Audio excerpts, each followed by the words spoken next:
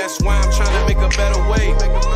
Whole new crib in a better place. Get my people out the hood, we'll see better days. Tell a fan sorry, y'all let them wait. Shit up there like a Saturday. Listen to me how I beat this beat up like a battle. Yo, what up, guys? This is your boy Kofi with KO Sports Talk, back at with another video. And guys, we are going to be talking about a little bit of Chicago Bears video. We're going to be breaking down some video. Me and my co-host, Chuck Full Damage Miller. So Chuck Full Damage Miller, introduce yourself to the crew. What's going on out there, KO Sports Talk land? Y'all know who I am. I am Chuck Full Damage 1, and I'm the biggest Bears fan that you know. And welcome to another edition of KO Sports Talk.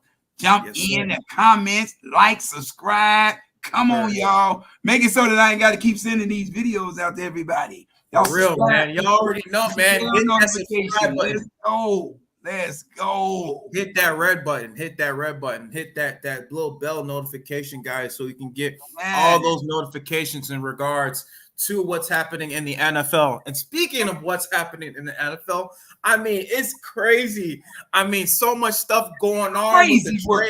Crazy work. Crazy work. The first one, Davante Adams getting traded to the New York Jets for a conditional third-round pick.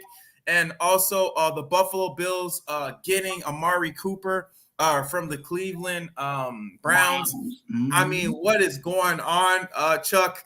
I just wanted to get your thoughts on this. I mean, it's just crazy what's going on in the NFL. Hey, man, it is heavyweight competition out here in the NFL. Yeah. There are body blows being levied. And what you just saw in the Monday night game, you saw the Buffalo Bills levy a body blow to Aaron Rodgers and the New York Football Jets. They couldn't take that liquid and lay down on the canvas with it. So what they did is they countering the blow that they just took by going to grab Davante Adams and teaming him back up with his partner in crime, Aaron Rodgers, and to counter that blow, Batman to his Robin. Exactly, and to counter that blow. The Buffalo said, I see you, your body blow, and I'm going to raise you a body blow. Raise you a body blow. Amari Cooper, who now it becomes a solidified number one threat for Josh Allen, who is on fire out here to throw the ball too, bro. We are in for a treat this year in the NFL. I am loving it. Dude. And it's so crazy because yesterday the Bills faced the New York Jets, and oh my gosh, that game was so crazy. It was littered with penalties after penalties, a roughing the passer on Aaron Rodgers, a pass interference on this play, another pass interference in legal motion. I mean, it was horrible officiating. There was one play where Garrett Wilson, he got hit like really hard. He got a pass interference call, and it was like a defensive battle. Definitely a defensive battle. I mean, that's the Aaron Rodgers effect, bro. Because truthfully, in any other game, those are just good football plays, bro. But when you play Aaron Rodgers, now all of a sudden everything changes in terms of the scope of the game. No margin of error. People, Aaron Rodgers was sacked by number 57 of the Buffalo Bills, a linebacker. I cannot call his name. But this guy wrapped him up with the football in his hand and tackled him, brought him down like you're taught to bring a quarterback down when you sack him. You're taught to grab him and make sure he goes to the ground. Best way to do that is to bring him down with you. He brought the man down because he landed on top of him. All of a sudden now it's a roughing the passer penalty with the football in his hand. How do you call a sack a roughing the passer penalty? This is so stupid. This officiating is sickening. It is outrageous. I don't care who these players are. You are not going to sit here and tell me the name of the game in football is don't touch the superstar. That's not the name of this game, bro. That's not the name of this game. And if y'all going to keep doing that, guess what? You might as well get some flags out and put them on people's hips and don't let nobody touch nobody. Play flag football. This is play flag football. Man. And I don't know where they get this from, but everybody thinks that these quarterbacks are soft dudes, that they're fragile or something like that.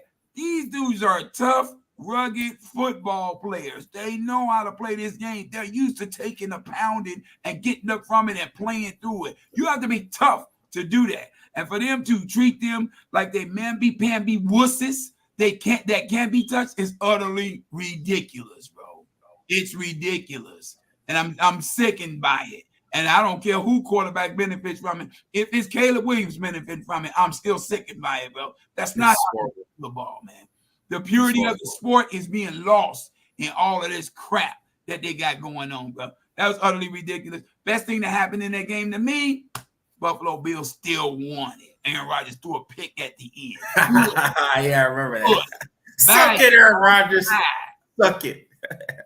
That's terrible, man. That was terrible, bro. And definitely, man, like, I mean, the officiating, like, even throughout the NFL has been horrible. I mean, we could also talk about that Kansas City and New Orleans game.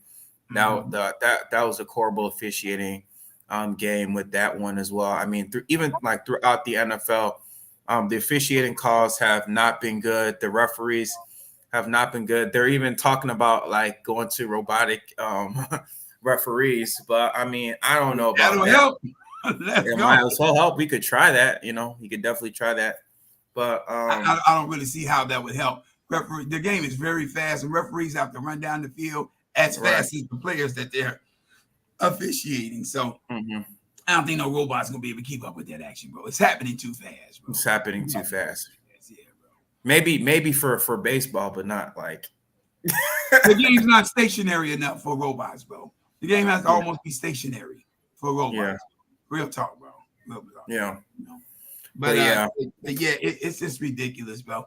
I mean, I understand protecting your QBs, fighting against CTE and things like that, head contact and all that. Come on, man. You got to let a quarterback get tackled. If he don't get tackled, guess what? That dude he'll last forever in the NFL. If he can't get hit, come on, man. Sometimes like a head tackle, they say a head tackle is not even good, like wrapping him up, like right. I saw the Houston Texans try to split Caleb Williams in two when we played against them, bro.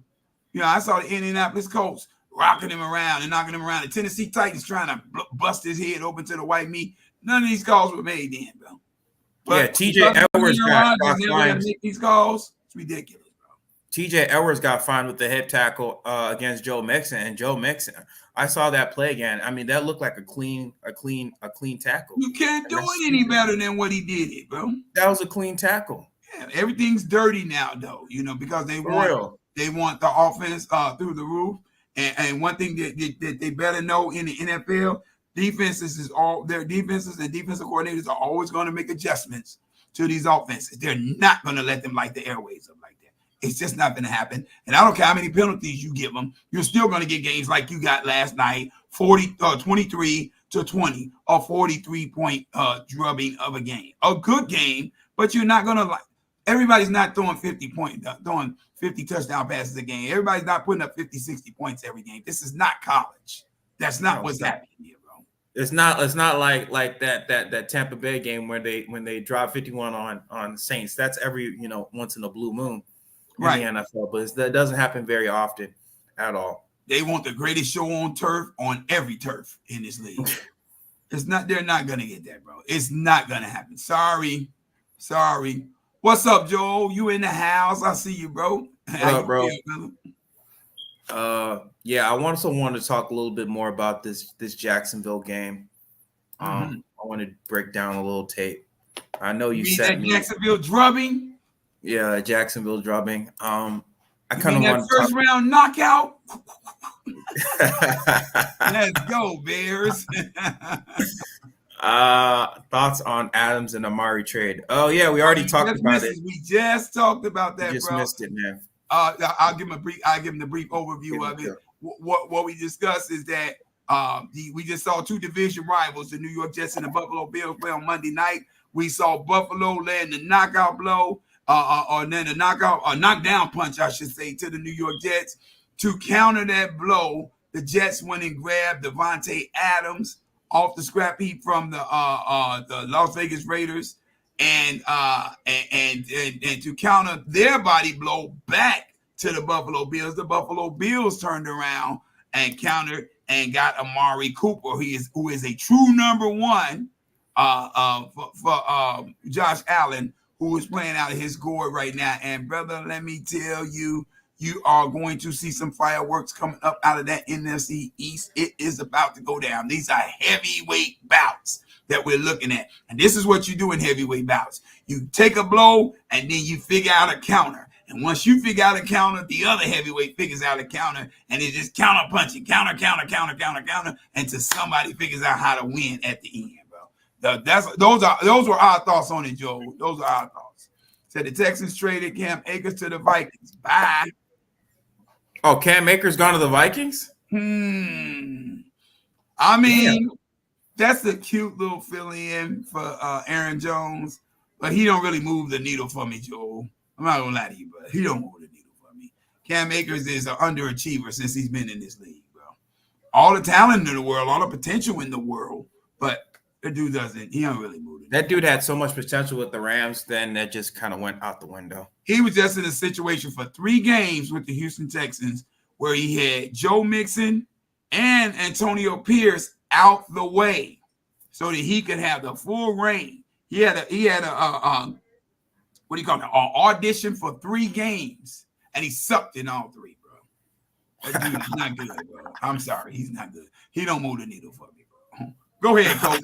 Go ahead. All right, so I definitely want to talk about this game and just seeing just the play calling with Shane Waldron. I want to talk about this a couple plays, especially that screen that set up that touchdown pass to Cole Kmet. So we're just going to go over this real quick. So you definitely see this play right here. So pretty much they're in shotgun. You're seeing that they're motioning. I don't know who this player is. I think that's DeAndre Swift. I think that looked like DJ Moore. Yeah, that's DJ Moore. He runs a little bubble screen. And as you see, as he's going down, I'm going to slow it down. A little bit of the playback speed. So I'm going to slow it down a little bit. So you see he drops back the pass, and then you see Roschon Johnson. He gets open, and a little flat. He gets the ball, gets a couple yards, definitely a ton of yards. And it is just our identity. The identity of this offense is kind of like a screen motion type of offense. How Shane Waldron runs it, more of a complementary football, complementary of the run and the pass option mixed with some bubble screens and end around options. And then look at this other play right here. So they run another bubble screen. You see, this is that's Keenan Allen. Keenan Allen. He runs a bubble screen motion, and then look, fakes a screen to. Fakes a screen to him, and then fakes another pass to DeAndre Swift. And then, as you can see, Cole Kmet, he gets open out in the seam. So he gets open out in the seam, and look at this.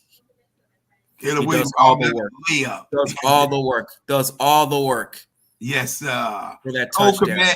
Cole Kmet, I am so glad that Caleb Williams is finally starting to recognize that Cole Kmet is a serious weapon in this passing game, bro. And he's starting to recognize that. I'm loving it, bro, because Cole Kmet was the number 2 receiving option on this team last year and a lethal one. We got to keep that guy involved, bro. I love that, bro. That's a beautiful play call right there, bro. Beautiful. Yeah, definitely beautiful. That's a playbook from definitely from Seattle, from one of his Seattle days. Shane Waldron, he used that same play. You know what you talked about, with Geno Smith when he threw that pass to Will Dissly. It was the same playbook. That's the one we were talking about yesterday. If you saw our live yesterday, we were just talking. I was talking about that. More than quarterback. That's what we call that. Yes, exactly. I also want to talk about one other play. I think that one play you showed me was that touchdown pass to. Oh shoot! I don't want to show this ad. Hold on, I want to show it. Sorry for copyright purposes. You already know how YouTube is. Oh shit. What's up, Mike? I see you out there, bro. I see you. What's up, Mike? How you doing, man? I want to go to that touchdown play to Keenan Allen. Which one? He had two. The first one. Oh yeah.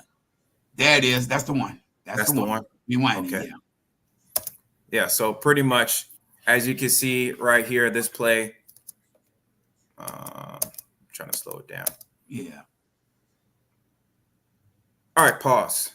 So pretty much, as you can see right here, this Jacksonville's defense, they're running shell. This is a shell defense. And as you can see, as the play is developing, they're gonna kind of like have like you got two wide receivers right here, and then you got a tight end, and then you have bunch formation. That's a bunch formation. A bunch formation. Yeah, it's a bunch formation. And so pretty much what this play is kind of designed to do is that you're trying to get this safety out of this way. You know, there's like you have two high safeties up here, pretty much running a shell. And so the whole point of it is that you're trying to get a one-on-one option with Keenan Allen. And look what happens as the play definitely develops right here. You see as the play is developing, you know, Caleb Williams, he has his eyes set on that little safety to your top right-hand corner. I don't know if you can see my hand, but I can see it. And Kofi, if I can add this in. Go ahead. Watch Roma Doomsday. He was so big on this play because it was his responsibility to take the top off of that defense right there. The way he did that was making that was selling the out route, they're selling the deep post to the out to that safety. He ran dead at that safety, full throttle, and then ran to the right to make that safety break with him to open that up for Keenan, bro. And look, Keenan Allen, he runs up the seam, he runs up the middle route and gets open. They leave a one-on-one option for Keenan Allen. And even before, before he even gets sees the ball, like Keenan Allen, before he even sees the ball, Caleb Williams already throws the ball. His anticipatory throws are incredible, bro. Look, that dude is letting the ball go perfectly. That was a beautiful pass right there. And as you can see, they do that little tea party touchdown celebration. Beautiful. And another thing on that play that I wanted to point out, Cole, if you roll back to it, you'll see the placement of the ball, which was phenomenal by Caleb Williams, bro. I'm gonna slow it down a little bit. The placement of the ball was beautiful. After Roma Doomsday takes the top off of that, if you can enlarge it again so people can see it. Can you see it? Yeah, that's perfect. Now, after Roma Doomsday takes the top off of the defense by having that safety to drag with him, when Caleb Williams throws this ball, he throws it to the only place that Keenan Allen could get it without the ball itself being defended, bro.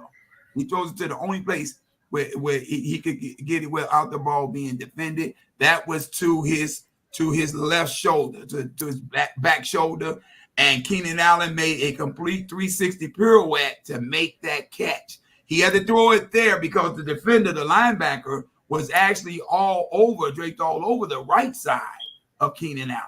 So that ball placement was phenomenal by Caleb Williams to put that ball in the only spot that he could put it for that ball to be complete. Look how Keenan twirls. He twirls backwards to get that ball, bro. Look at him twirling backwards. If he throws that to the inside or directly at him, that ball's defended or intercepted, bro. Great play by Caleb Williams. That was fantastic, bro. Is there another play you wanted to see, Chuck? Another play you wanted to see from this game? You can go to that last touchdown to Keenan Allen. I thought that was beautiful too. The fade route. The last one? Okay, the fade route. I think I was watching Tim Jenkins said that was a yes-no. He was saying something about a yes-no play on that one. What does he mean when he says yes-no? What does that mean? Like it was like I gotta watch it again.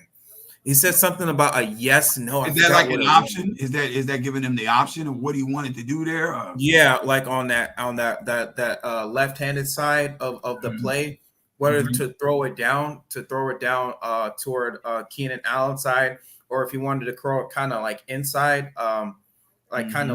inside the Not like throw it toward the pylon, but kind of like inside, like toward like the slant, like a slant or something. Okay, yeah, a quick slant type thing. Quick slant. I was so well, at least I saw on video. I'm not gonna say I was so. I watched a video with Chase Daniels, where Chase Daniels was saying that that he believed that was a run design play that Keenan and Caleb got together on and audible out of. There's the play right here.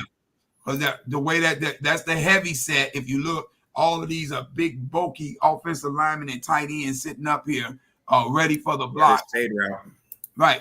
And the fade route makes sense to Caleb Williams with his pinpoint accuracy because he's got Keenan Allen, who's one of the best slot receivers in the game, one-on-one with no help over the top.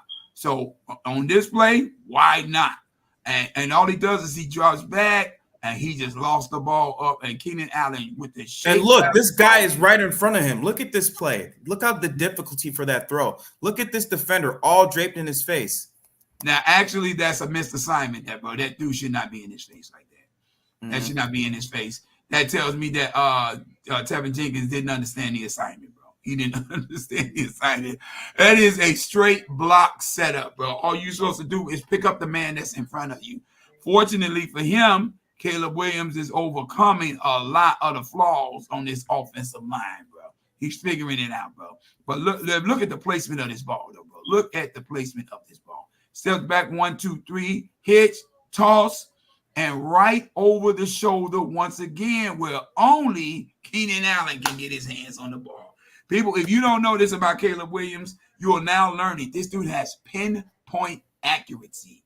This is next level passing that this dude is in. He is in an advanced passing class. This is not passing 101 that you're looking at when you're looking at Caleb Williams passing.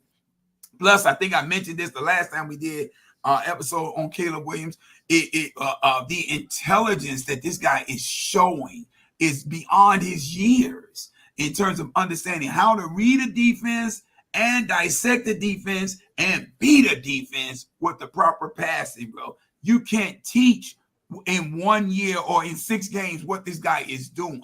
This is ingrained in him. He's special. He's gifted. And it is showing it exactly. This is one of his heroes, bro. Aaron Rodgers. He looks up to that guy, man. You're right about that, Caleb. Me too, yeah. Actually, you just saw Aaron Rodgers do the same thing, as a matter of fact, on that Monday night game, bro. On like a 3rd and 18 or something ridiculous. He threw a ball on a rope to Alan Lazard with this much space between him and the defender. No way possible. This ball is supposed to get into Alan Lazard's breadbasket, but it did. That's Aaron Rodgers, man. 4-time MVP, man. That accuracy, he ain't no 4-time MVP for no reason. That type of accuracy in most cases is unheard of, people. But this kid has it, and it's showing. And I'm telling you, I said this last week, I'm going to say this again. If this Bears offense keeps cooking like this with the way our defense is playing, it's going to be hard as hell, darn near impossible to beat this Bears team, bro. We are not giving up points, and now we're lighting up the airways on offense. Good luck stopping this. Good luck. Do you got any hot takes for Caleb Williams throwing for over 4,000 passing yards this year? No, I don't think he's already behind the 8 ball to start with that. I had already said before the season I didn't have him throwing over 4,000 yards. But is Caleb Williams on fire right now? Absolutely. Can he throw for 30 touchdowns this year? Absolutely. Can he do those things? He's actually on pace to do that right now, believe it or not. Absolutely, bro. Absolutely. And he's catching up quick, fast, and in a hurry. People, I don't think y'all quite understand. Cope, I don't think they quite understand. It's tough to throw 30 touchdowns. This guy is doing, he's figured this out in 6 games, people. 6 games. What's going to happen by the time week 9 rolls around, or week 10, week 11, 12, week 16? We face our divisional rivals. You're going to think this guy's been playing in the league for almost 10 years by then, because his advancement is so great. And even on the interception that he threw in this game, I thought it was beautiful that Caleb understood where he messed up at. That was beautiful. He had a double move to the corner for DJ Moore. He had him wide open. Wide open, Caleb man. lobbed the ball instead of missing the ball to the back end pylon in the corner pylon, which is where he should have thrown the ball. And on that mistake, he gave up an interception, kicked himself. Probably was the only thing he could really talk about after the game, because the man knows that he has to be perfect when he's doing this, bro. He knows that, bro. So yeah, bro. Hey, man, sky's the limit for what we doing here. And this kid here, he's cooking right now. Hey, Michael, private message me on send me your email, dude, so we could do one next week. Private message me. Yeah, man. So yeah. So I love what the Bears are cooking up now. And this is the Shane Waldron that I knew we were getting when he came over here. He just came out here the first couple of games, and I discovered that, what's up, Optimus? We see you out there. The Bears. That's what's up. Yeah, I discovered that and found out that Shane Waldron was not scripting the first 15 plays. You know how most offensive coordinators, they have the first 15 plays for their offense, for their quarterback scripted already. He was not doing that with Caleb Williams. He was kind of winging it at the beginning of games, but he's finally got out of that mode. So he can so now he's got it cooking, he's got everything rolling like it's supposed to be, bro. He's got it rolling like it's supposed to be, man. And this is the Shane Waldron that I knew we were getting, bro, when we got him from Seattle, bro. This dude is a phenomenal play caller. You don't help turn Geno Smith around and make that dude a Pro Bowl quarterback if you don't know what you're doing, people. And anybody think that Shane Waldron is the boss? Seattle's kind of struggling right now, man. They're kind of going through some rough patches right now in Seattle, bro. I don't know what's going on, but it's offensive line, O-line, makeshift patchwork, just like with the Bears. Same thing, bro. Same thing. I can send you a video where Seattle Seahawks fan is breaking that down, bro. They got a dude out there that makes Lazy Davis look like a good offensive lineman, bro. But I say Lazy Davis. I think Swifty he kind of broke it down. I don't know. As part of it was kind of O-line, and part of it is the play calling, because Geno Smith, the way he's playing right now, he's kind of playing like he has 6 touchdowns to 6 interceptions so far this season, and that's usual. Geno, they're not playing really crisp right now. I mean, like, but that's usual Geno Smith, though. I'm not gonna lie to you. He generally starts off slow like that, then he catches fire for streaks. He's a streaky quarterback. So when he's hot, Geno Smith can give you 10 touchdowns to 2 interceptions and things like that. But he'll generally start off, kind of a 500 type of quarterback, 6 touchdowns, 6 interceptions, that type of thing. So, that doesn't surprise me seeing that coming from Geno Smith. I think it's more so the offensive line issues. And, Coach, you know how the NFL goes. This is a team sport, bro. It has a domino effect. If your offensive line is terrible in front of you, your QB play is going to decrease. It's going to diminish, bro. Your running game is going to diminish. Your pass game is going to diminish. Everything diminishes when you can't protect the quarterback. The biggest difference, I think, with the Bears at the last 2 weeks, at least the last 3 weeks, I should say, going forward, is that our offensive line is looking like they're figuring out a few things. They actually are playing a lot better. And I know we rip at them, and I'm going to be the first one to tell you that Ryan Poles did some patchwork with this offensive line to try to get away with it. But for now, at least for now, they're looking solidified. They're looking like they're figuring some things out, and they're playing better. Caleb had a lot of time to sit back in the pocket and pick things apart this Sunday, bro. Sunday morning, bro. He had a lot of time to do that, bro. He had a lot of time. What up, Ron? Claws up, bear down, baby. Let's go, Ron. Definitely, man. So do you want to go over these? It's week 7 pick'ems. Absolutely, bro. Absolutely. We ain't got nothing else to do. We having fun in the sun right now. Bears. We don't have. We got this bye week going. We're gonna talk a little bit more about the bye next week. Hey, Coach, let me drop these nuggets on the people while you're sitting there getting that together, bro, for us to go over the bye week, man. over the back week selections here.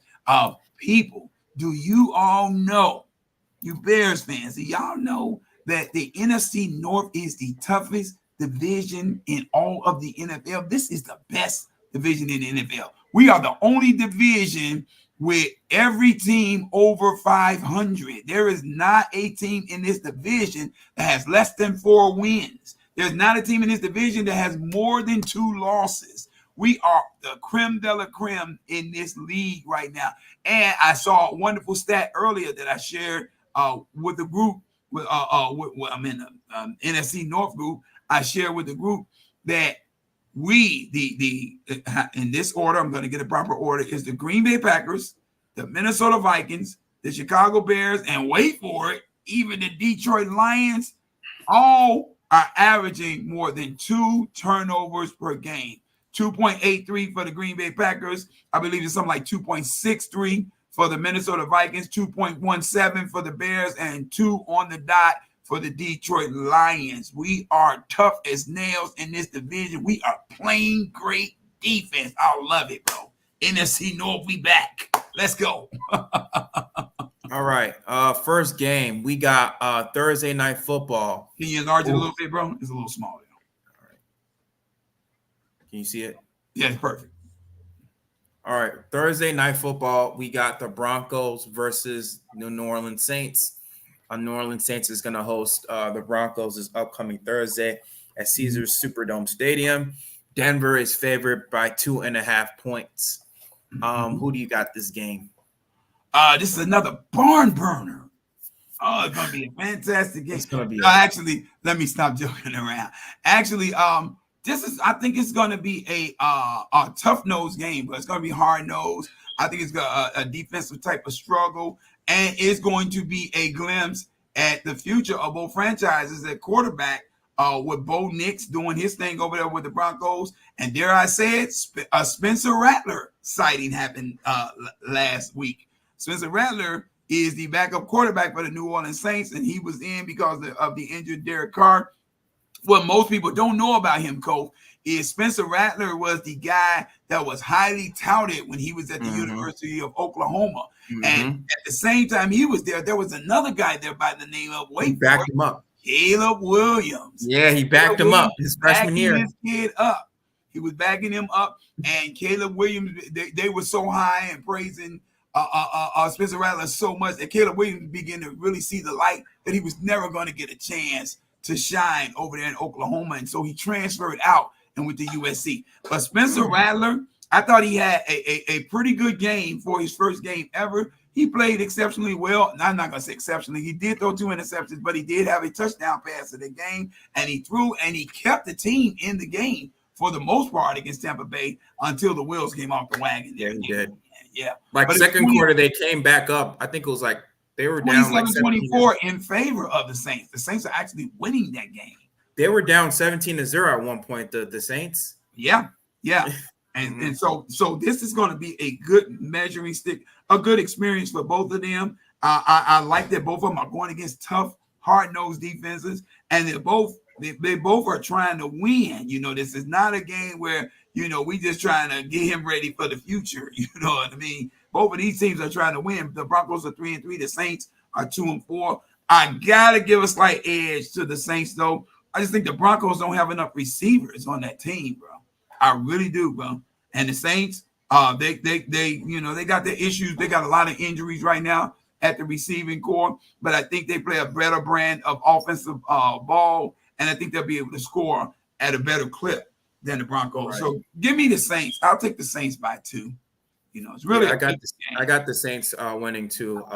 Like what you said. I think they play a better brand of football. The Broncos, they're definitely they have some injuries to their wide receiver core. I don't think Cortland Sutton's going to be playing. And Bo Nix, he's kind of been struggling a little bit lately. Last game, he did kind of struggle in that loss. That's expected. He's a rookie. It's expected. He's a rookie. But, I mean, the Saints, they're a better team. They're playing at home. They are missing Rashid Shaheed and Chris Olave. Rashid Shaheed is definitely underrated. Rashid Shaheed, he's definitely coming into his own, especially as a receiver. Rashid Shaheed. Chris Olave, like those guys. I think, especially how they kind of, especially with Spencer Rattler, how he kind of responded with that 17-0 down. I think he's gonna have a better game this Thursday. So yeah, I think give me the Saints. Dare I say this though? I think he's gonna turn out to be a better quarterback than Derek Carr. I really do. I like Spencer Rattler. Yeah, I like him, bro. I like him. Kid looks good. Some people called him the poor man's what's his name? Patrick Mahomes. Yeah, I mean, they were highly touting him for something. He wasn't no bum in college, that's for sure. I guess the way he looks, I guess. Yeah. I think all right, Sunday. Like Mahomes over here, bro. Sunday, the Jaguars are staying in London. They're going to be kicked them out the country, bro. What are they doing to the Jaguars, man? That is so dirty. They sent them over there to London. Y'all didn't revoke. They just said stay over there. Don't come back to the U.S. after that butt whooping you had from the Bears last week. Man, they didn't revoke their passports. These people can't get back home. Revoke your NFL license. They making it just like their third game in a row or something. Calling them I'm gonna start calling them the London Jaguars. That's what they are. They're not in Jacksonville no more. That's ridiculous, bro. They might as well be the home team. Man, that is becoming home real quick. I know. All right.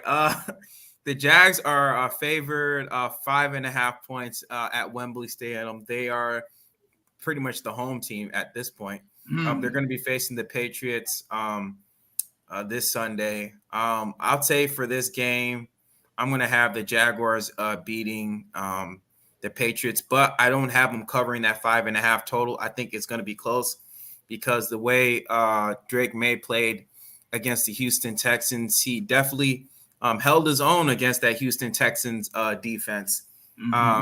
He had like good.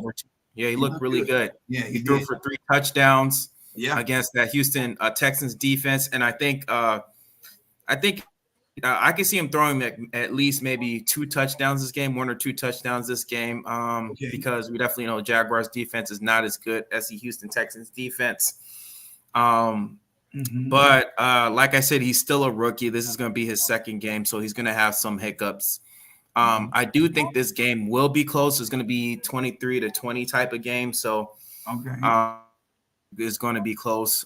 Jaguars, they're still licking their wounds from that beatdown that they had from the Chicago Bears. And I think this game, if the Jacksonville Jaguars lose this game, literally, like, he's going to be out of a job. Doug Peterson, this is going to be the nail in the coffin, for his head coaching job. So Doug Peterson is going to coach the game of his life. And so I'm going to give the edge to the Jaguars. So, yeah, give me the Jaguars. Amazing how, NFL works, bro. 1 in 5 ain't good enough for you to get fired, bro. I don't understand that, bro. The Jaguars are a team that's in disarray to me. I don't really. This team has no direction, bro. They have no direction. They got all the talent in the world on this team, bro. Travis Etienne, and you got Bigsby, who's having a coming out party at running back. You got Evan Ingram. You got he had a great game last week. Evan Ingram, Christian Kirk. Who am I missing? Brian Thomas Jr. Bro, Gabe Davis, big play Gabe. And you got the number 1 overall pick at quarterback from 3 years ago, Trevor Lawrence, who is not a bad quarterback, people. He has a playoff win under his belt. This dude can play the game. I do not understand why this team is struggling. The biggest red herring for me that was in that Bears game is we went out there with injuries on defense. We were missing some key players, people. We were missing Jaquan Brisker, and we were missing Tyreek Stevenson. That's a starting free safety, and it's a starting cornerback. And Kyler Gordon got hurt during the game too. He hurt Kyler Gordon. We lost him during the game. There's no reason why the Jaguars should not have been able to score more on the Chicago Bears. But when you look at the game, you see the reason why. Bro, they dropped a lot of passes, bro. A lot of passes. I'm A talking about whole lot of touchdown passes too. I'm talking about Trevor Lawrence put it in the breadbasket, bro, and they were dropping it, bro. So Brian that Thomas Jr. scares me. dropped one. Gabe Davis dropped one. Yeah, Gabe Davis dropped one, but he caught two, so he made up for his two. Yeah. But Brian Thomas Jr., he dropped one. Somebody else dropped another. I can't even recall how many other ones were dropped, but it was just it's ridiculous what's going on over there. And for that reason, I can't trust them, bro. I have no idea what to expect from them. That being said, the Patriots aren't actually setting the world on fire themselves. They're hard-nosed, they're tough, they're gritty. Drake May is looking good, but he's not there quite yet. So I don't know. I got to get his win to the Jaguars, but just by the hair of this, chinny 10-10. And I'm going to say this. If the Patriots upset them, it would not surprise me, bro. Yeah, this would be the nail in the coffin for Doug Peterson's head coaching career. Mm-hmm. So, yeah, because I really don't – I feel like the Patriots definitely have a better defense than the Jaguars. They play a better brand of defense than the Jaguars. So the Patriots are going to take some things away from Trevor Lawrence and going to make them have to work in order to get them scores on the board. But I just don't think that the Patriots have enough offensive firepower themselves to benefit from holding the Jaguars down. Give me a final score 16-13 Jaguars. All right. Next game. We got the Falcons hosting the Seattle Seahawks at Mercedes-Benz Stadium. Atlanta is favored by 3 points, and the total is 51.5. Mm-hmm. I would say for this game is going to be I would say I'll give the game to the Falcons. The Seahawks, I mean, I don't know. I know we were talking earlier today about Geno Smith and his how he's been playing, but I really think, I mean, my honest opinion, I think the fact that he doesn't have Shane Waldron is kind of affecting him. That's just my personal opinion. It could be. It could be. It could be. Is definitely that, and I think that's why it's not looking good for the Seahawks. That last game with the San Francisco 49ers, that was really their stamp for them to put a hold in that NFC West, and they totally dropped the ball. The way they lost that game, they could have won that game. They could have won that game. You know, so many drop passes from DK Metcalf with that game, and it's just like the whole team morale has not been good. And I think that's definitely going to continue. You know, with the fact it has to do with some of it has to do with the play calling, some of it has to do with the O-line, and I think that's definitely going to carry over to this game. The Falcons have been playing really well this season. Kirk Cousins has got this team on a roll this season, and especially they've been playing well with a lot of these close games, especially whether it be a shootout or whether it be a close game. The Falcons are always winning, finding ways to win, and that's what good teams do. And the Falcons have shown me that they are a good team. And I could definitely see this being another high-scoring game, but this be a slugfest too. But with the way things are playing in my favor, I'm almost seeming like this is going to be a little bit of a high-scoring game. So I got the Falcons winning this game, and I do have them covering the 3. I think this is going to be like a 28-25 type of game in favor of the Falcons. Okay, I've been watching the Falcons all year, bro, and they have been the fortuitous victors in a lot of close games, bro. Their last-second wins.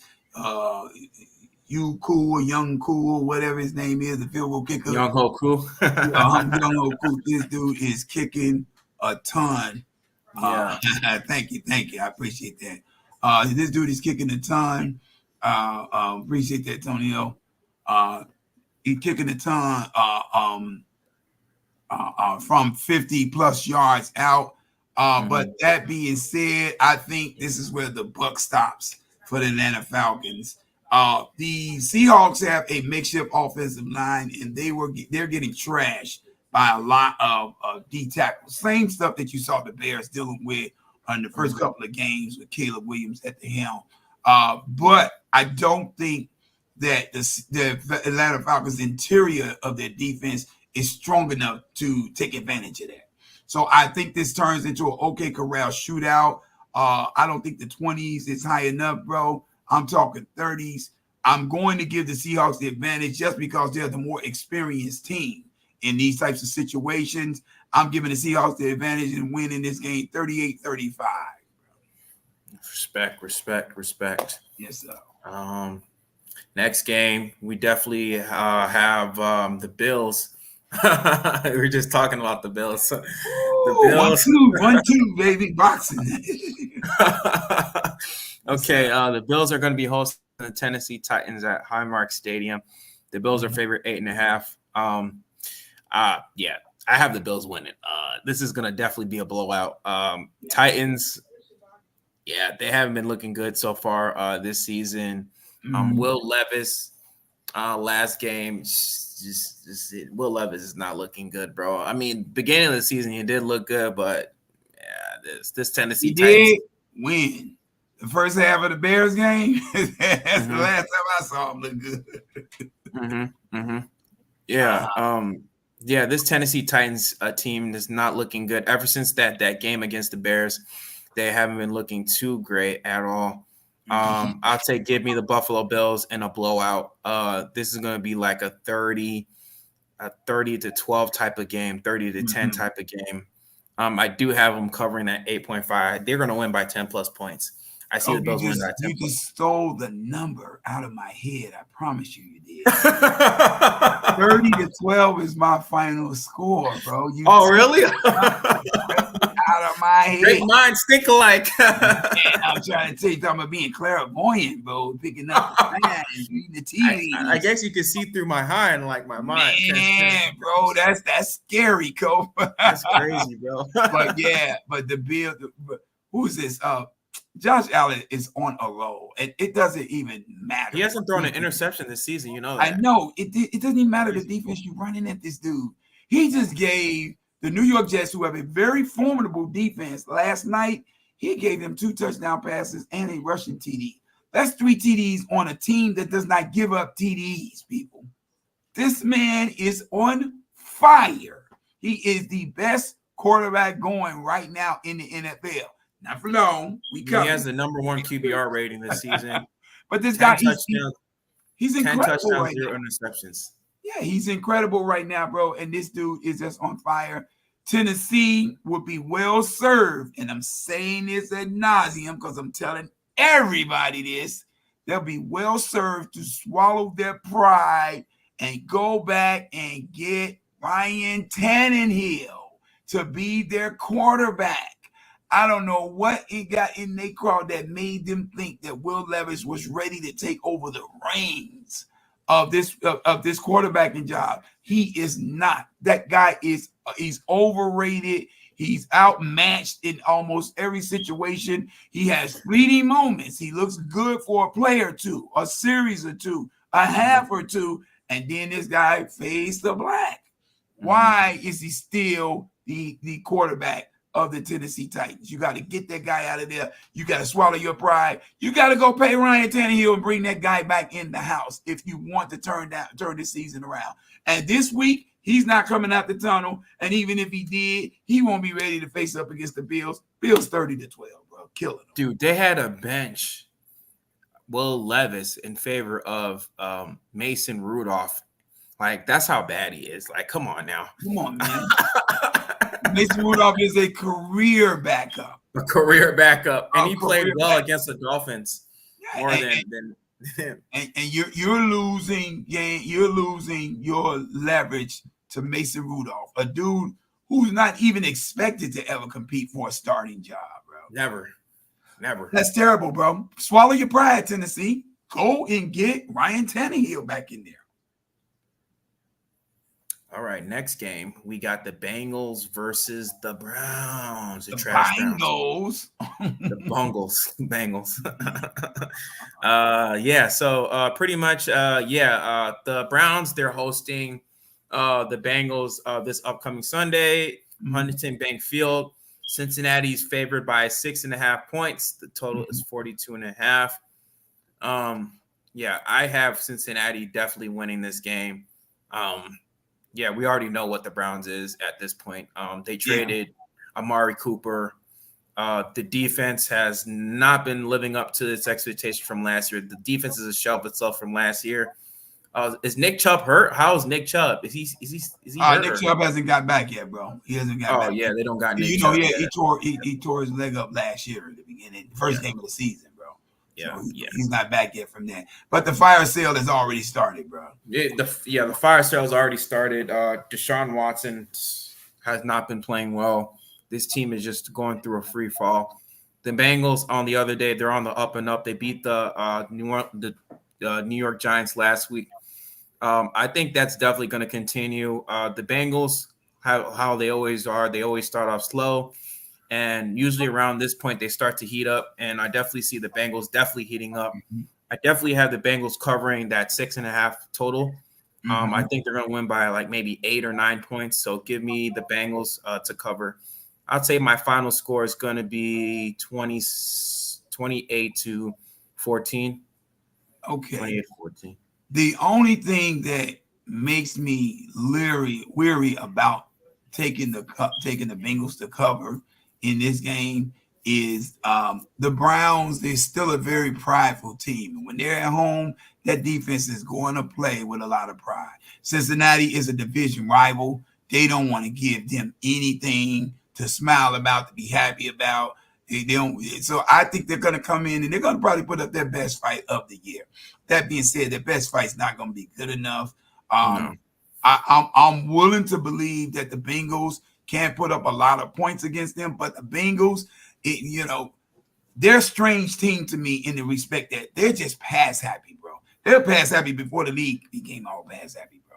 So, the Bengals just want to pass. The only thing that they do with the run is show an occasional token handoff, just so that the defense can say, oh, they're running the ball now. But they don't commit to it, bro. There's no commitment to the run. So it makes the Bengals easy to read. But that being said, they're one of the most lethal passing games in the game of football with Jamar Chase and T. Higgins over there. Then you got this other new dude. I can't call his name. He's got some funny name. But he's number 80. He's a wide receiver for them in the slot. He's playing pretty good. They haven't even got Mike Gesicki going in this game plan yet. He's the tight end over there. And the running game is just non-existent to me. Completely non-existent. Yeah. But that being said, they can put up points and they can put them up in a hurry. I'll take the Bengals 28-17 in this game. And let me just say this as a side note, Coach. I can see it being close though at first, and then I can see I can see him stretching out it away toward the end. Yeah, I can see him stretching out at the end. And let me say this too, Coach. What is it about MetLife Stadium? It's like every game that goes on in MetLife Stadium, whether it's the Jets or the Giants, is always a weird game with some. It's always a weird game, man. Bro. Yeah, it's always close games. The Bengals are playing there. The Bengals are known as an Air Coryell offensive firepower. They bring an arsenal of offense at you through the air. That game was so close. What does Joe Burrow do? He runs for a 45, 50-yard touchdown. When does Joe Burrow do that? He never does. A 47-yard touchdown. That was crazy. That was crazy. And he didn't even throw a touchdown in the game. They won the game with the run. Dude, we could talk about, remember a couple of years ago, it was some years ago, remember the Black Cat at MetLife Stadium? When the Dallas Cowboys were facing the Giants? There's a Black Cat. And then we had this referee yesterday. Just all these crazy calls. And then you got Joe Burrow rushing for 47 yards. I'm like, what is going on? And the leading rusher in the game at that point. The leading rusher. Wow. People, you know Joe Burrow. You know this is not a running quarterback. Joe Burrow's not known for his rushing. He is not known for that. Apparently he was that game. But yeah, give me the Bengals 28-17. I think the Browns play with a lot of heart and a lot of fight. But I think they come up short. I know they're coming up short. I think that game, what's his name? Joe Burrow gave Lamar Jackson a run for his money. Next game. Okay. We got the Texans versus the I don't want to even say it. Green Bay Packers. They make me sick. The Green Bay Packers are going to be hosting the Houston Texans, who are 5-1, in Lambeau Field. Green Bay is favored by 2.5. I'm gonna let you go this game, Chuck. I don't want to. Before I say something crazy. Yeah, and you will. This is going to be another heavyweight bout. This is a match, people. This is a match. Green Bay is 4-2 coming to this game. The Houston Texans are on fire right now. They are 5-1. Their only loss coming to the Minnesota Vikings.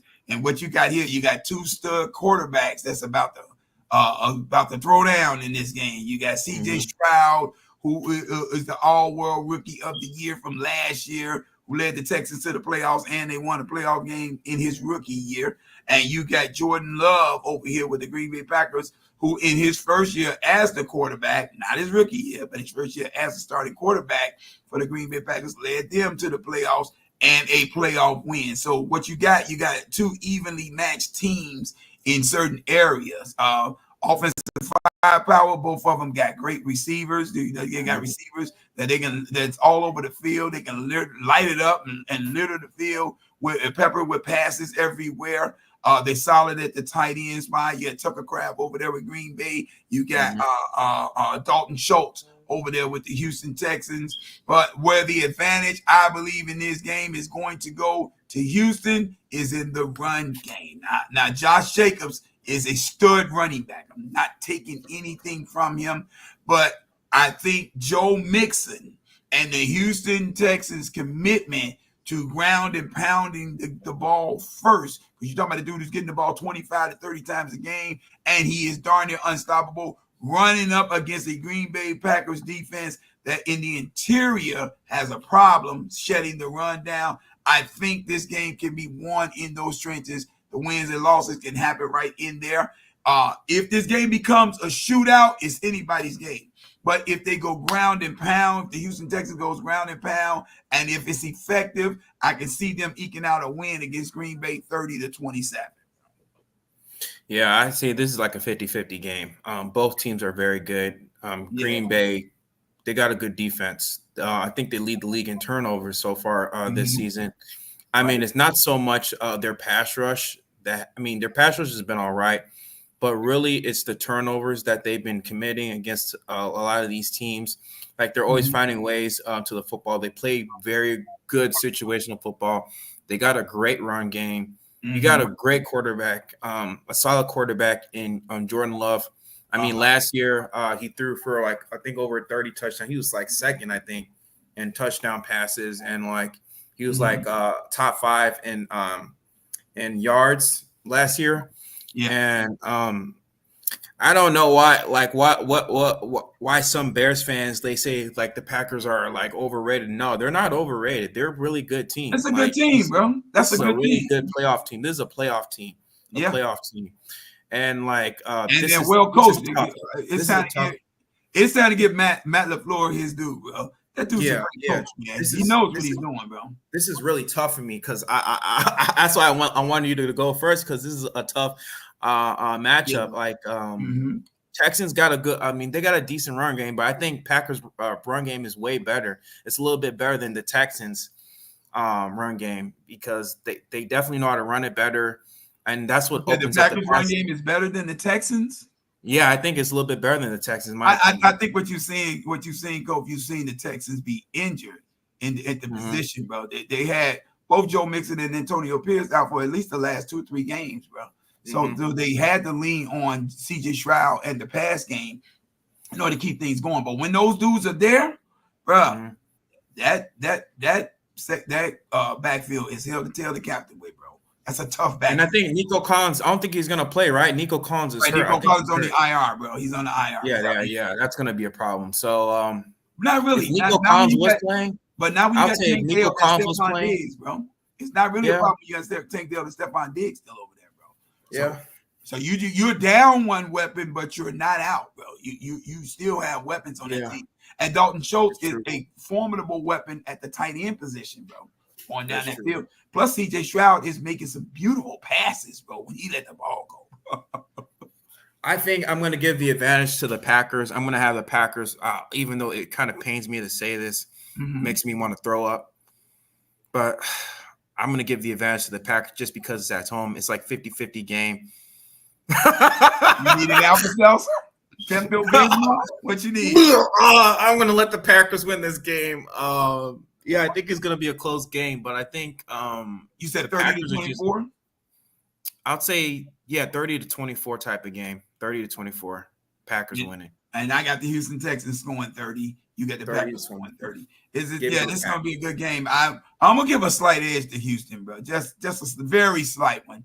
If the Packers win it, though, I wouldn't be surprised, bro. I wouldn't. Now we go to the Colts versus the Dolphins. Lucas Oil Stadium. The Colts are hosting the Dolphins. Indy is favored by 3.5 points. This game, this is a battle of backup quarterbacks. I think what's his name? I don't know if Anthony Richardson's gonna come, depending on if he will play this game. I think he might. Hold up before you say that, bro. Battle of the backups, maybe not. Maybe not. Tua may be back this week, bro. Really? That's speculation that Tua Tagovailoa could be back this week, bro. So not necessarily a battle of the backups. And for me, that's a game changer if he's back for Miami, bro. Okay, I would say this. I think Anthony Richardson, he's gonna play this game, right? Is he? They've been going to Joe Flacco, bro. They've been leaning on Joe Flacco. Okay, so I'll say this. In terms of backup, because I do think Joe Flacco is a better backup quarterback than the Dolphins. Quality backup. I would have the Colts winning this game because like I said, just Joe Flacco. He's very great when it comes to situational football, knowing where to put the ball in place. He knows how to handle offense. He's a good, solid backup. But I'll say if Tua comes back this game, I got the Dolphins winning it, and it's not going to be close. Well, I'm not going to say it's not going to be close, bro, because like you just pointed out, all those great things about Joe Flacco. Joe Flacco is a Super Bowl caliber quarterback. He's won. Was he the MVP? No, he wasn't the MVP. He was the MVP. He was the MVP. I thought it was Jacoby Jones, bro. I thought Jacoby Jones. No, he was the MVP. He was. I do remember that. MVP quarterback. Led the Baltimore Ravens. And old Joe just won't say no. He won't go away. He's hanging around. But Joe is very capable. There's not a defense that's going to hit him or make him play.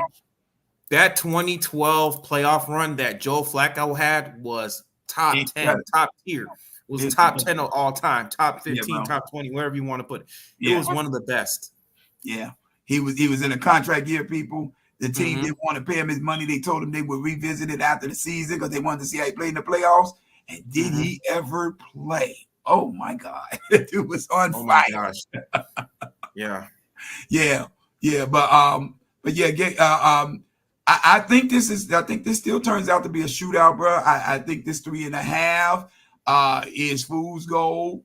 If Tua Tagovailoa is back, I think the Dolphins turn back into this explosive team. If he's back, bro. So if he's back, this is a game changer. If not, then I'm going to give the advantage to the Colts. I say the Colts will win by 7 if he's not there. But if he's back, it's a pick'em game, bro. I want to give a slight edge to the Dolphins just because I don't trust the Colts.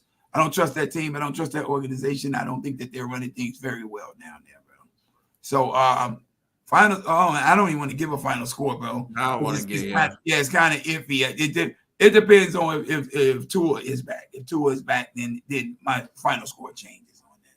Yeah. Next game we got a divisional rival. Okay, time, baby. I think this should be time, man. Yes, sir. We got the Vikings versus the Lions. I think they will switch this. I think they're going to flex this game. Yeah, they should definitely flex this game. Just so you know, FYI, little golden nugget on the side here, Coach. They've already flexed the Bears versus Commanders game next week to a primetime game, bro. Let's go, baby. Let's go. Just wanted you to know that. I know you were talking about that yesterday.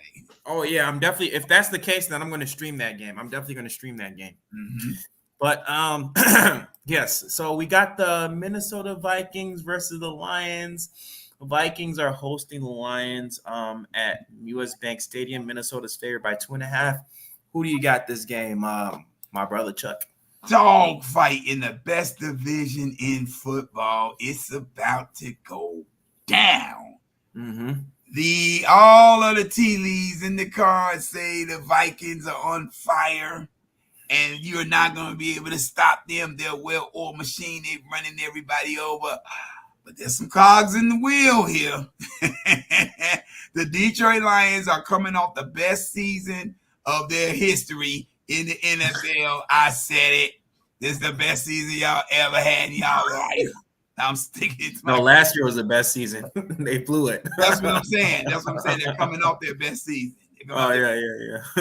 Detroit just took a big, huge blow in this game against Dallas. They lost their superstar defensive end, Aiden Hutchinson. He broke his leg during the game.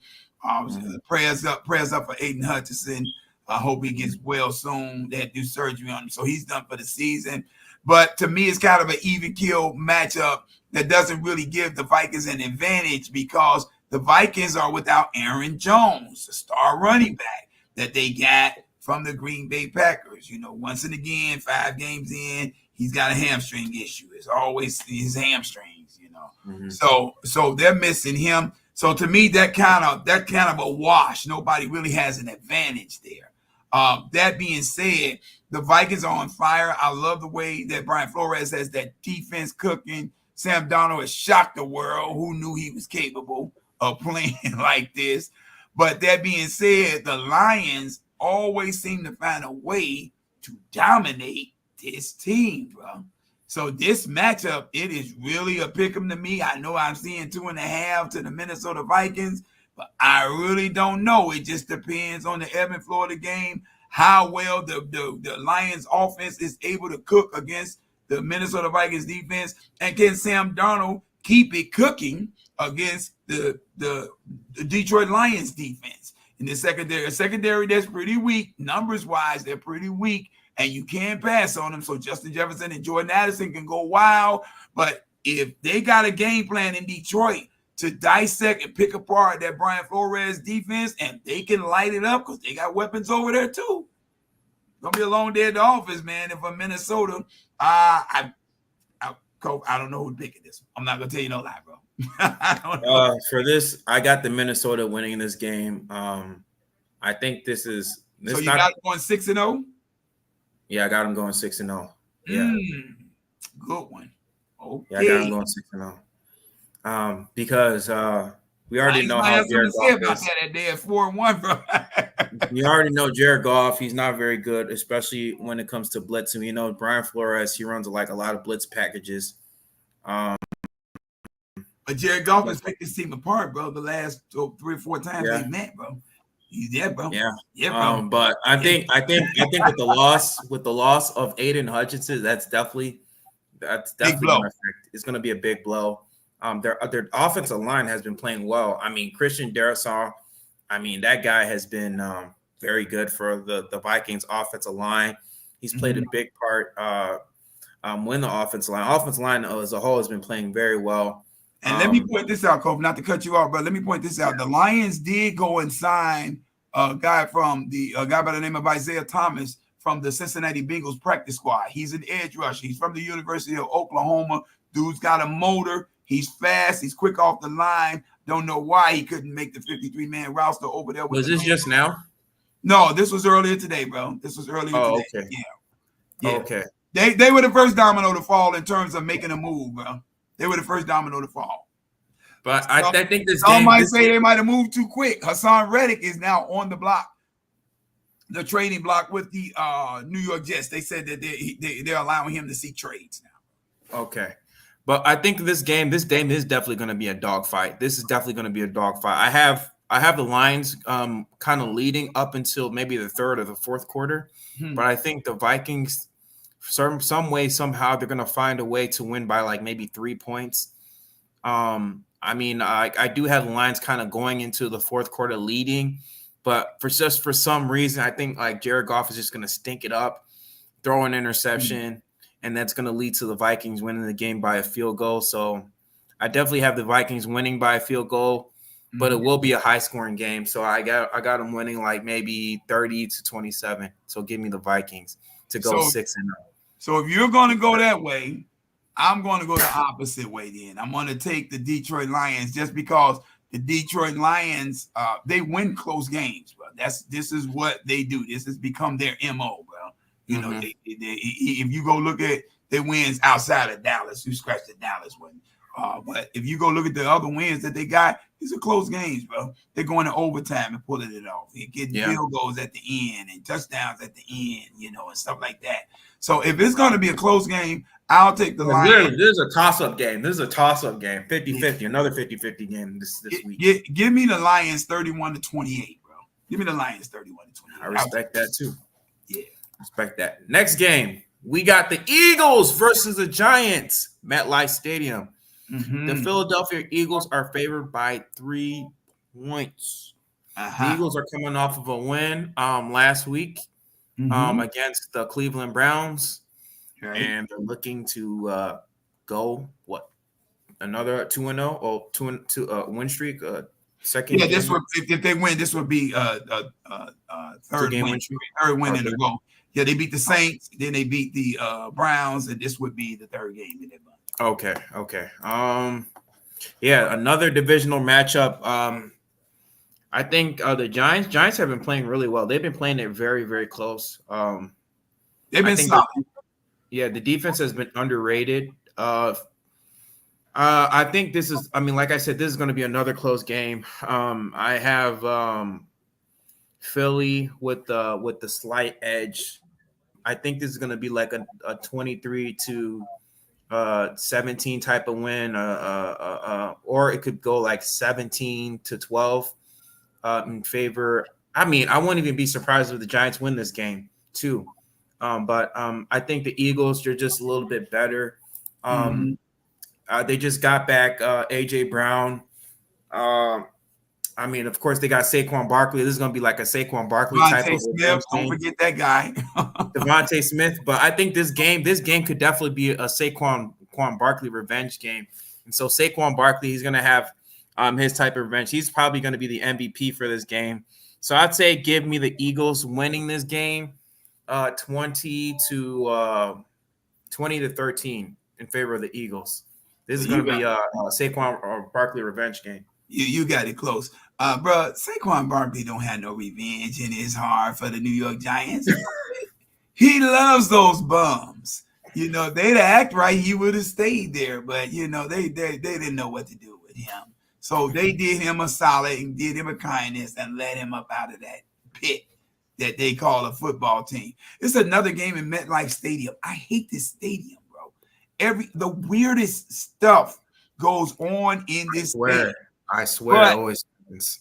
But if there is a guy that knows how to run in MetLife Stadium, it is Saquon Barkley, and people, I am expecting him to run wild in this game. This is Saquon Barkley's home for all the years before this year that he's been in the NFL. He called MetLife Stadium his home. He played with the New York Giants, and he's no longer there, and he's going back to visit them, and I don't think he's going to want to have a bad performance. I got 3 rushing touchdowns, or I would say the total of 3 touchdowns for Saquon Barkley in this game. If you're playing fantasy, people, that's your guy this week. Please, get Saquon Barkley for fantasy. That guy for fantasy purposes. Lock him in. Yes, lock him in this week. Throw it away.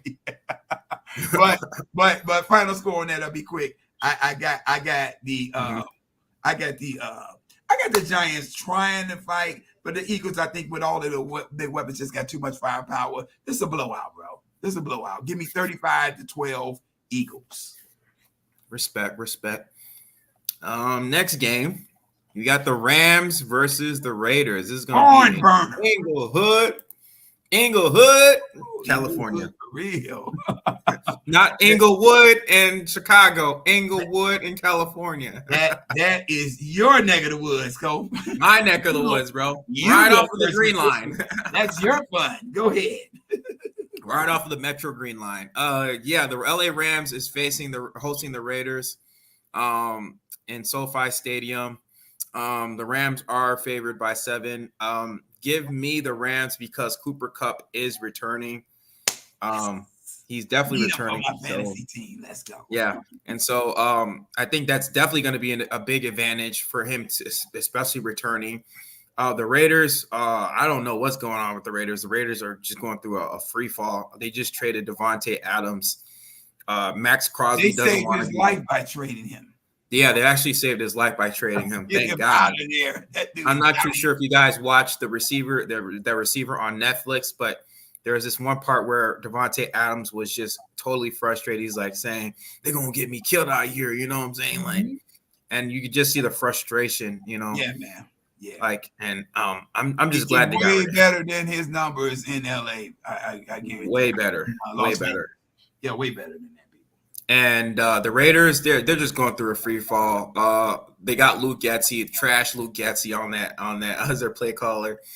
They're shuffling through quarterbacks, and yeah, this is going to be that was their turning point. That was a turning point for the Raiders, and so give me the Rams blowing out the Raiders by maybe 10 plus points. Give me the Raiders. I mean, not the Raiders, the Rams. Sorry, give me the Rams to win. I know the record doesn't look appealing, people, but hear me out when I say this. The Rams are they're the best 1-4 team you're ever going to see in your life. Yes. That team has been riddled with injuries, and they have great quarterback play. And Matthew Stafford, Kyron Williams is running wild coming out of that backfield, and he's catching the ball. And now they're finally getting one of their receivers back in Cooper Kupp. Like you just pointed out, I can't say nothing else about the Raiders that you didn't already say. Things in disarray, free fall, fire sale is happening. Go get everybody for $29.95 off of that team, bro. But the Rams, I think the Rams are going to have a sweet, I ain't going to say revenge party, but it's going to be like sweet retribution for them to get a win this easy because the Rams have been the non-factors in a lot of losses where, where teams have been beating up on them because they've been without their guys.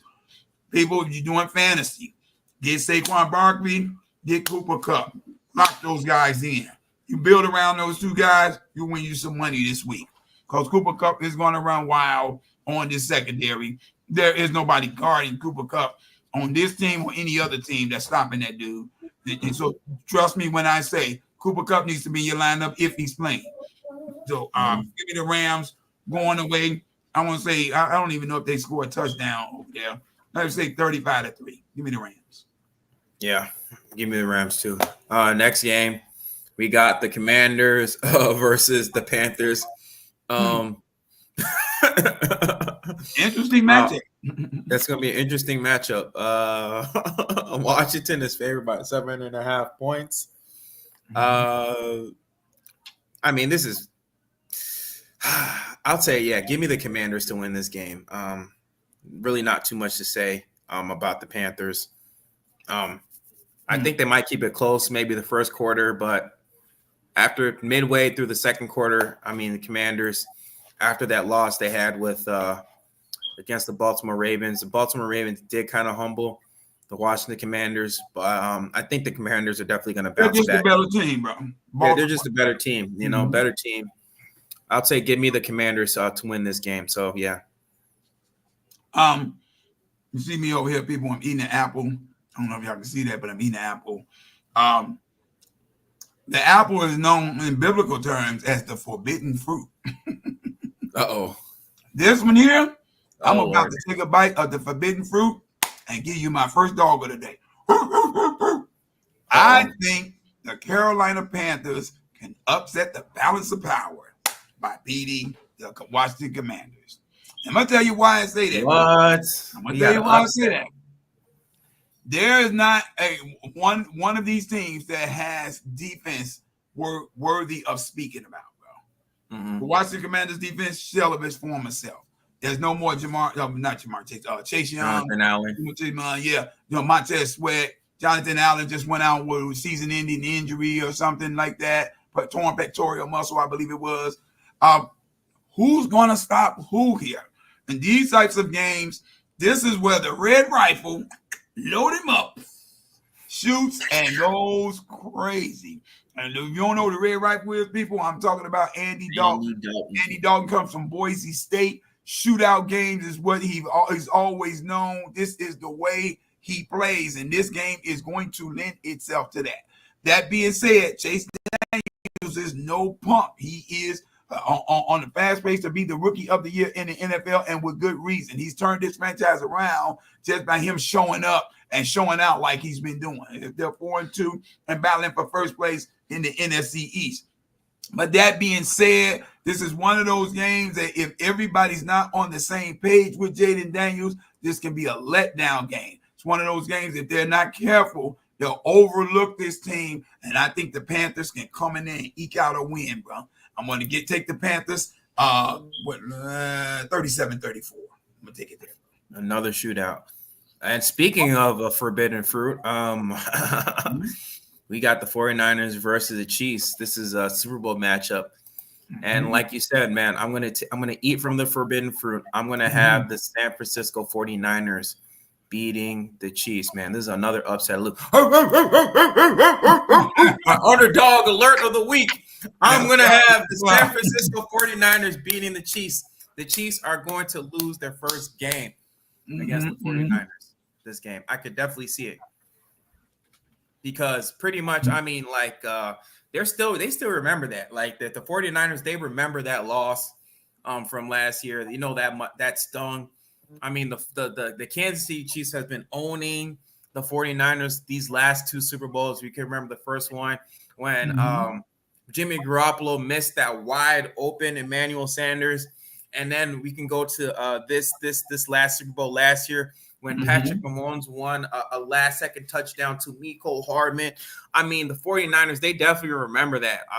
Kyle Shanahan remembers that. Always this close. This close, man. Every single time, man. Like, the 49ers are so close to winning a Super Bowl. And I think they definitely have something to definitely be fighting for. The 49ers, they're definitely going to be motivated to beat the Chiefs. The Chiefs are just coming off of a bye week. I think the Chiefs are going to be a little bit rusty this upcoming game. And so give me the 49ers to win this game. Underdog of the week. Okay. I just want to know, when are the Chiefs ever rusty? The team is never rusty. They are TTG, my brother. Trained to go. That team is ready to go at all times. But I do like your prediction on that. It's a regular season game. I can see Patrick Mahomes now putting up a fight. But if it starts to get too physical or get too outlandish, I can see them scaling back and not wanting to put themselves in harm's way, because they play for the long haul. They're playing for, later on down the road. They're not playing for right now per se. But I do think the 49ers, I know the 49ers got the firepower to beat the Chiefs. It's just a matter of executing everything. I thought they played the Chiefs very well, even in the Super Bowl, bro. I thought they had their chances. I thought they were in position to win that game. They just couldn't pull it off. The game went to overtime. Great Super Bowl, by the way. It was a great Super Bowl.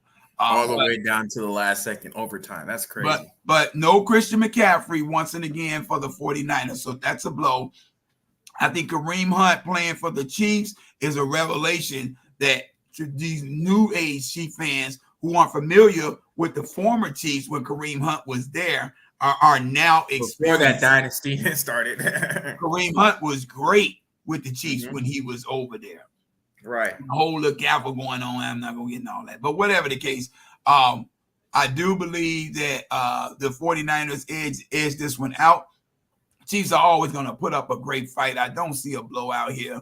I'm going to say something like 30-25 or something like that for the final score in favor of the 49ers. I can see. Don't be surprised, people, if you're not looking at another Super Bowl repeat here going on. I can see being like a 25-22 type of score, like from last year, repeat score, but in favor of 49ers. Okay. Fair enough. Next game, we got primetime game: the Steelers versus the New York Jets. Acrisure Stadium, man. The New York Jets are favored by 1.5 this game. From what I've heard from reports, Mike Tomlin is thinking about starting Russell Wilson.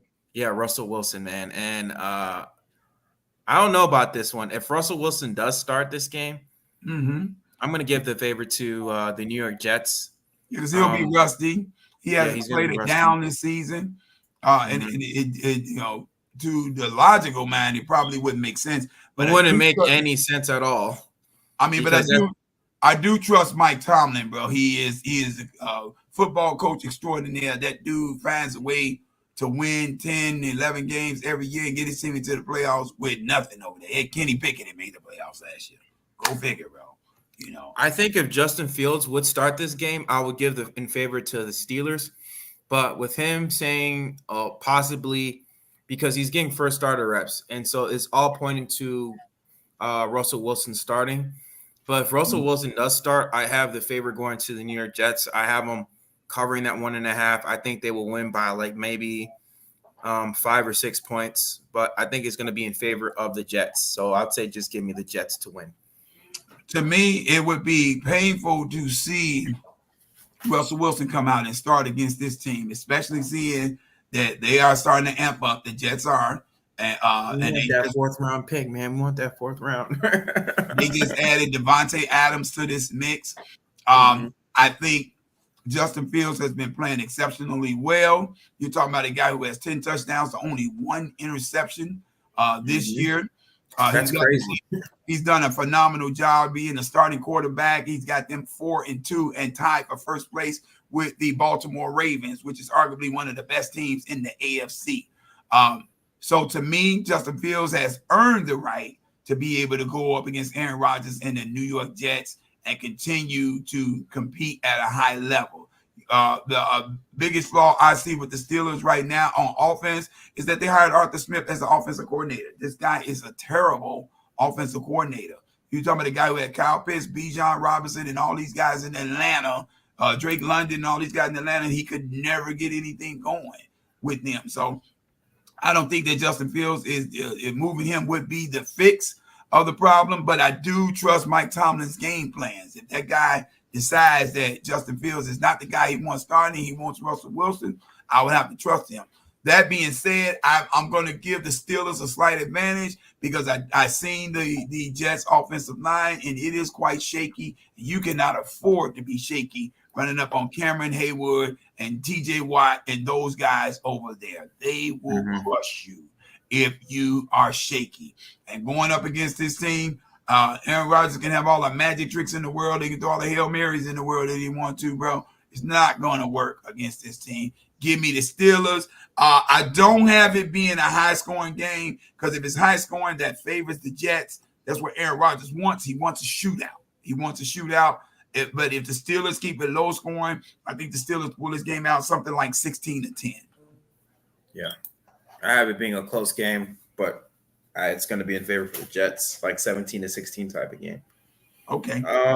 Next game, this is a Monday Night Football game. We got the Ravens visiting the Tampa Bay Buccaneers. Football games. Look at there. 2 Monday Night Football games. We got the Ravens going to Tampa Bay Stadium, Raymond James Stadium in Tampa Bay, Florida.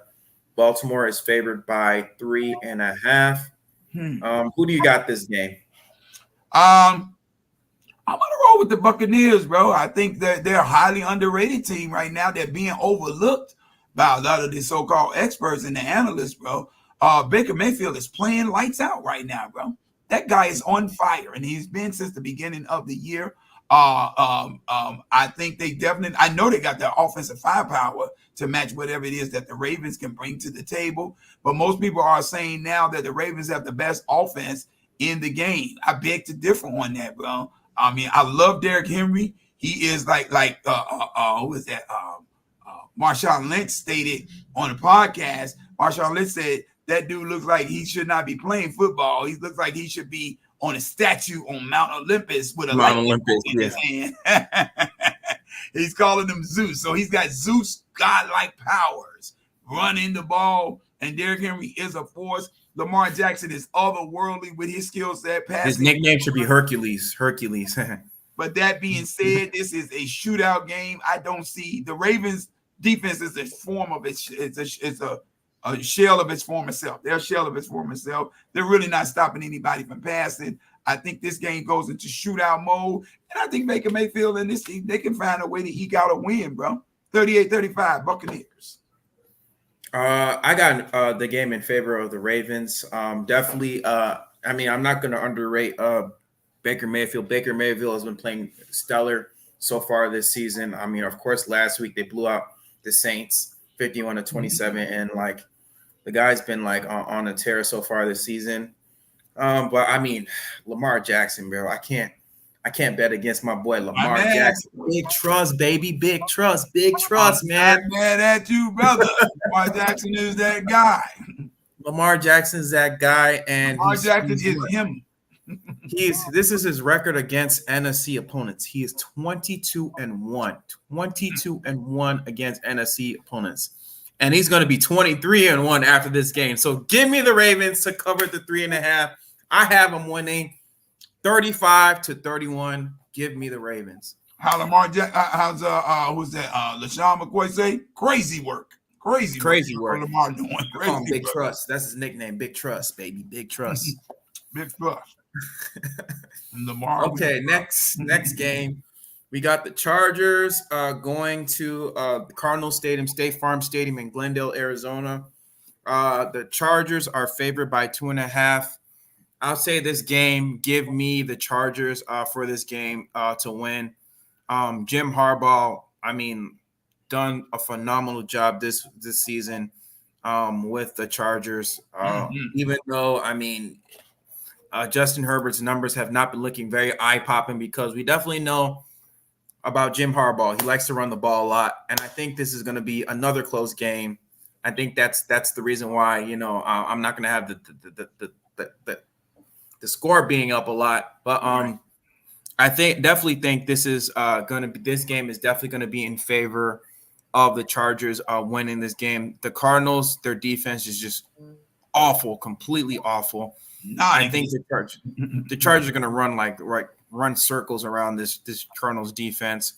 The Chargers defense, they're very good, very good. They're top 10 so far, I think, this season. And so I think they're going to keep Kyler Murray at bay. So I'll say give me the Chargers to win 26-20 for this game. Generally, I would be hard-pressed to look at a team like the Chargers and think that they are going to keep winning games, bro, especially against a high-powered offense like the Arizona Cardinals. But I don't think that Marvin Harrison Jr. is going to play in this game. I could be wrong. Correct me if I'm wrong, Cole. I know he was in concussion protocol after the dirty play from Jair Alexander. Yeah, you heard me, man. You dirty bums. I hope there's run circles all over Jair and Alexander. Right, but that being said, Kyler Murray is still a formidable foe, bro. He still got Trey McBride tight end position. Yeah, bro. They still got weapons on that team, bro, that they can come at you with. James Conner is a force coming out of that backfield, bro. So I think this is going to be a run-heavy style of game for both teams. I really do think that Jim Harbaugh has the Chargers in safe mode. That's what I want to call it. I kind of feel like he's playing everything close to the vest intentionally on purpose to kind of save Justin Herbert, so to speak, to make the rest of the league forget how prolific a passer this guy is, man. Because if they make the playoffs, come playoff time, he's going to unleash that weapon, bro. I'll guarantee you that, bro. Yeah, he's going to unleash the beast. Phenomenal passer. He's a great passer. That dude. There's a reason why he broke the record for a number of touchdown passes, man. And he had 5,000 yards. At one point, this guy had 5,000 yards in one season. He's tough. He's gritty. He's fearless in the face of pressure. This guy just can play his butt off. But for some reason, Jim Harbaugh's holding everything close to the vest. If this is a low-scoring game, advantage Chargers, I would say the Chargers will win it like 20-17 if it's low-scoring, and I'm calling that low-scoring. But if it gets up into numbers beyond the 20, beyond 20 points for any one of these teams, I'm going to give the advantage to the Cardinals. Then I would call it 28-24 in favor of the Cardinals. That being said, I'm going with the Chargers, 20-17. Yeah, for some reason, I don't know, but Justin Herbert, he just kind of reminds me, the way he plays his game almost reminds me of Phillip Rivers. He just plays the game so fearlessly. He plays down the field, get in their face, if he needs to be, and surprisingly enough, he plays for the Chargers, the same team that Phillip Rivers used to play, a Hall of Famer. But yeah, man, I definitely see the Chargers, winning this game, and like with Justin Herbert, with the way Jim Harbaugh is kind of like playing Justin Herbert, he's just kind of playing him until he gets to the playoffs, because people are kind of forgetting that Justin Herbert is that prolific type of passer. But wait until he gets to the playoffs. Wait until like toward the end of the season, where he sees he's gonna turn it up. Like wait till like week 13, week 14, week 15, 16, where he's gonna turn it up. Yeah, I think he's purposely doing this, bro. I really do. I think he's trying. And bait and switch is his MO, bro. It's his modus operandi, bro. He's always done that, bro. Even when he coached the San Francisco 49ers, bro. But yeah, that being said, the Chargers, they're playing solid football, bro. Playing solid. It's not eye-popping. It's not sexy. It's not very attractive. They're not putting gaudy numbers up, but they're 3-2, and they're handling their business like they're supposed to. All right, man. That is all our pick'ems, man. That's a long list, bro. I'm way over. I'm at 1 hour and 35 minutes. Any final thoughts before we end this stream? Bears just need to keep cooking. If we keep playing like this, the sky's the limit for this team, bro. I know everybody else is feeling good about their team in the NFC North. That's beautiful. I can't speak to y'all teams. I can only speak to mine. I love what the Bears are cooking. Keep on cooking, brother. That's that James Harden. All right, guys. I thank everybody for joining in. Joel, Ron Ronarski, Optimus, all you guys. Tomorrow for a Thursday night's matchup. Thursday night's matchup with the Broncos and the Saints. Stay tuned tomorrow for that. I might do a live stream on that. I'm not too sure. And stay tuned for my video. I'm going to make a video doing a breakdown on Caleb Williams, how he has a chance to make history and break the 4,000-yard curse, hopefully this season. I think he can do it this season. It's not a curse, Cole. Let's not call it. Hold the horses, hold the fort. This is not a curse. Different teams play different ways. We have been run first, defensive style team forever and a day. That's the only reason we don't have a 4,000-yard passer, because we all love to pass a lot. We'll get one. Relax, people. Relax. In my Aaron Rodgers, I don't want to do an Aaron Rodgers voice now. Either way, I'm going to make a video about that. Caleb Williams, he has a chance to make history with the Bears this season. But anyway, guys, I'd like to thank all y'all for joining. How we always end it over here. Claws up. Bear down. All right, guys. Peace. I'm out. That's why I'm trying to make a better way. Whole new crib in a better place. Get my people out the hood. We'll see better days. Tell a fan sorry, y'all let them wait. Shit up there like a Saturday.